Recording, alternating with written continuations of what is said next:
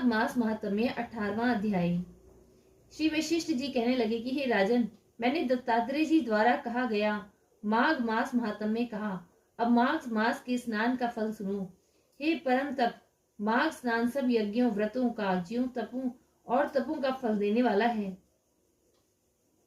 माघ मास में स्नान करने वाले स्वयं तो स्वर्ग में जाते ही हैं, उनके माता पिता और दोनों कुलों के भी स्वर्ग प्राप्त होता है।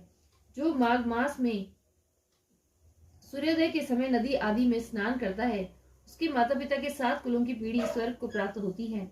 माघ मास में स्नान करने वाले दुराचारी और कुकर्मी मनुष्य भी पापों से मुक्त हो जाते हैं, और इस मास में हरि का पूजन करने वाले पाप समुदाय से छूटकर भगवान के सदृश शरीर वाले हो जाते हैं। यदि कोई आलस से भी माघ में स्नान करता है, उसके भी सब पाप नष्ट हो जाते हैं।